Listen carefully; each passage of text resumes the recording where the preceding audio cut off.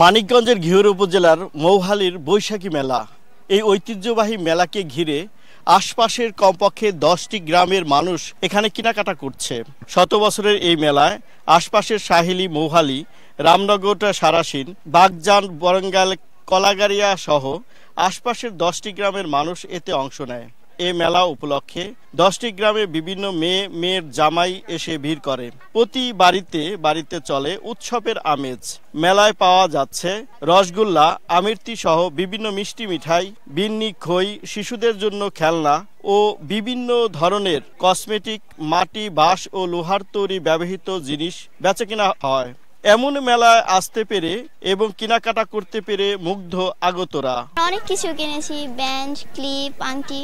এখানে এসে খুব ভালো লাগছে, অনেক কিছুই কিনতে পারলাম। শত বছরের মেলা, আমরা আসি, বাচ্চা টাচ্চা নিয়ে আসি, সবাই খেলনা কিনি, মিষ্টি কিনি। বড় ছেলে আইছে, নাতিরা আইছে, নাতি নাইছে, এগুলো নিয়ে আমি বাজারে আসছি। মিষ্টি কিনছি, বিন্ডি কিনছি, বাচ্চার খেলনা কিনছি, 12 ভাজা কিনছি, আর ইত্যাদি আর কি অনেক কিছুই কিনতেছি আর কি। আমরা আসছি বন্ধু বান্ধব নিয়ে, তো এটা আমাদের জন্য খুবই সৌন্দর্য এবং আনন্দময়।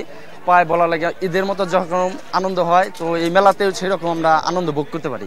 এখানে কয়েক লক্ষ টাকার লেনদেন বেচা কেনা হয়ে থাকে, যা নাকি আসলে অনেকটাই আমাদের মধ্যে আনন্দের একটা বহিঃপ্রকাশ। এই মেলাটা আমরা সবাই একত্রিত হয়ে এটা সার্বজনীন মেলা হিসাবেই আমরা মনে করি। এই ঐতিহ্যকে ধরে রাখতে প্রতি বছরই এই বৈশাখী মেলার আয়োজনের আশ্বাস আয়োজন কমিটি। প্রতি বছরের ন্যায় এবং আমরা আগামীতেও লাগাবো। আমাদের একটা ঐতিহ্যবাহী ক্লাব আছে, মৌহালি এমবিএস ক্লাব।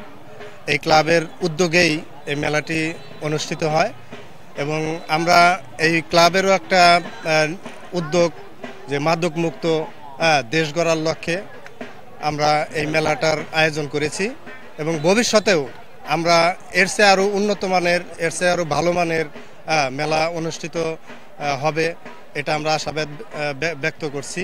আয়োজন কমিটি বলছে এই যুবকদের যে মাদক সন্ত্রাস বন্ধ করে আগামীতেও যেন এটা ধরে রাখতে পারে, সেই প্রত্যাশা তাদের। মোহাম্মদ ইউসুফ আলী, সময় সংবাদ, মানিকগঞ্জ।